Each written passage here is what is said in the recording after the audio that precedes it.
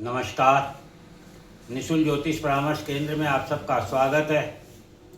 जैसे कि हम ग्रहों की उत्पत्ति, उनके प्रभाव और उनके उपायों को जानने का प्रयत्न कर रहे हैं, इसमें अभी तक हमने राहु केतु, शनि और गुरु बृहस्पति के बारे में जाना। आज हम दैत्य गुरु शुक्राचार्य के प्रभाव और उपाय को जानने का प्रयत्न करते हैं और समझने का प्रयत्न करते हैं कि हमें अपने जीवन में किस प्रकार से इनका सदुपयोग करना चाहिए। इस आर्थिक युग में सभी को अर्थ मतलब धन की आवश्यकता है और सुख सुविधा, भोग विलासिता, धन वैभव के लिए कुंडली में हम शुक्र की स्थिति को ही देखते हैं, क्योंकि शुक्र को लक्ष्मी स्वरूपा माना गया है और माता लक्ष्मी समुद्र की पुत्री है। इसीलिए शुक्र ग्रह मीन राशि में उच्च के होते हैं, क्योंकि मीन राशि अनंत सागर को दिखाती है। लेकिन क्या मीन राशि किसी भी प्रकार से सुख सुविधा, भोग विलासिता, धन वैभव की राशि है?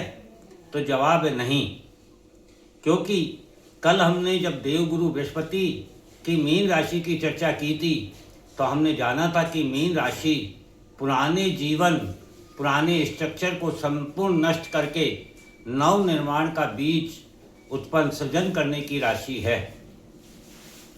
मीन राशि अर्थात द्वादश भाव में बेड सुख, सुखसैया, निद्रा, सोपन का विचार किया जाता है। सैया सुख, बेड सुख के द्वारा ही नव निर्माण का बीजारोपण होता है एवं निंद्रा से तात्पर्य मृत्यु है।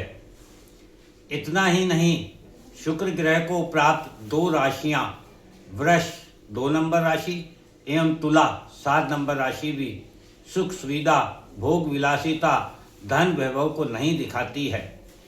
2 नंबर वृष राशि का प्रतीक चिन्ह बैल है, जो भगवान शिव का अनन्य सेवक एवं शिव जी की सवारी है, जो संपूर्ण भक्ति भाव से सेवा को दिखाता है। जीवन में भी यदि आप बैल को देखें तो बैल सफ़ेद रंग का अर्थात उज्जवल शरीर है, शक्ति में मजबूत शरीर है, जो मेहनत, परिश्रम एवं बोझ उठाने का प्रतीक है।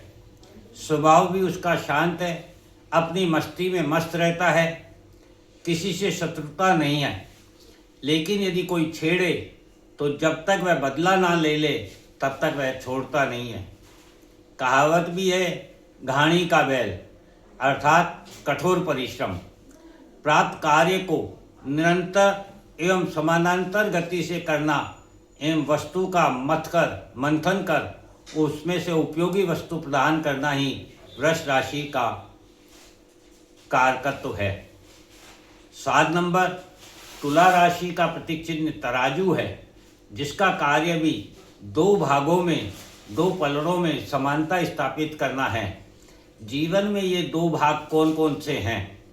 ब्रह्मांड एवं पृथ्वी में सामंजस्य स्थापित करना, देवता एवं दैत्यों में सामंजस्य स्थापित करना, पुरुष एवं स्त्री में सामंजस्य स्थापित करना, धर्म और अधर्म के मध्य सामंजस्य स्थापित करना, अच्छाई बुराई के मध्य सामंजस्य स्थापित करना, न्याय अन्याय के मध्य सामंजस्य स्थापित करना, उचित अनुचित के मध्य सामंजस्य स्थापित करना, मालिक और सेवक, स्वामी और सेवक के मध्य सामंजस्य स्थापित करना, राजा और प्रजा के मध्य सामंजस्य स्थापित करना, यह है तुला राशि का कारकत्व है।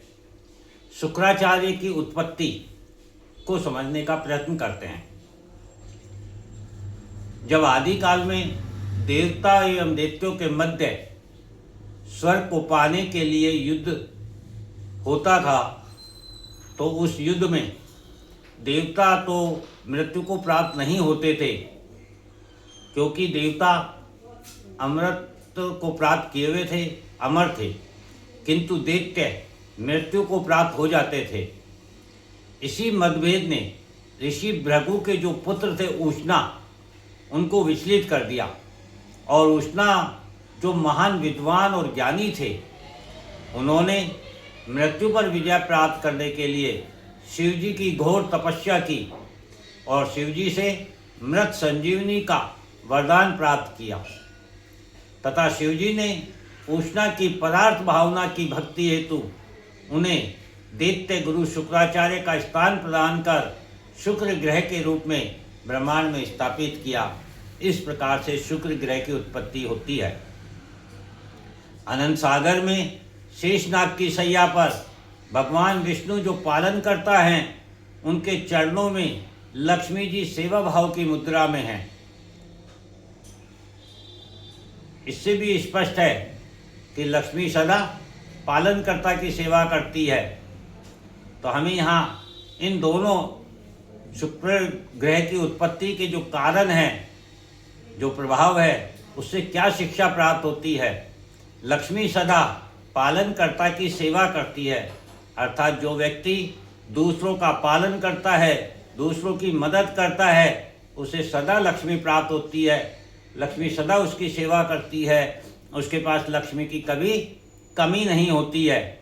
इससे स्पष्ट है कि लक्ष्मी भोग के लिए नहीं अपितु मदद सेवा के लिए है।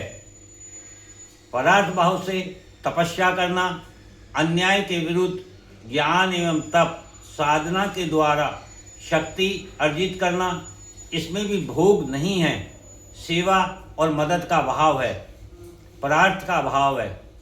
कमजोर की मदद सेवा करना शुक्र ग्रह की उपयोगिता है। धरती पर स्थित सभी जीवों में जो सृजन वृद्धि की शक्ति है, जिसे शुक्राणु कहते हैं, वह भी शुक्र ग्रह के द्वारा प्राप्त होती है। अतः शुक्र ग्रह सृजन एवं वंश वृद्धि के कारक ग्रह है। इसका दुरुपयोग क्या है? वर्तमान समय में हम सभी जीवों के द्वारा शुक्र ग्रह का दुरुपयोग किया जा रहा है। लक्ष्मी धन का दुरुपयोग दूसरों को नीचा दिखाने, दूसरों का अपमान करने एवं स्वयं के स्वार्थ के लिए, भोग विलासिता के लिए किया जा रहा है। जबकि शुक्र ग्रह सहायता, मदद, सेवा, सृजन एवं वृद्धि का ग्रह है।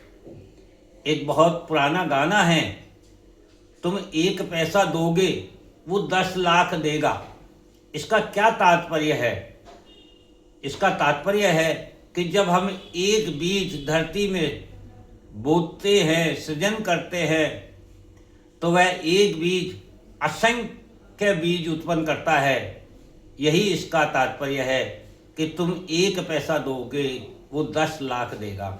अर्थात तुम किसी की एक बार मदद करोगे, वह 10 बार आपकी मदद करने को तैयार रहेगा।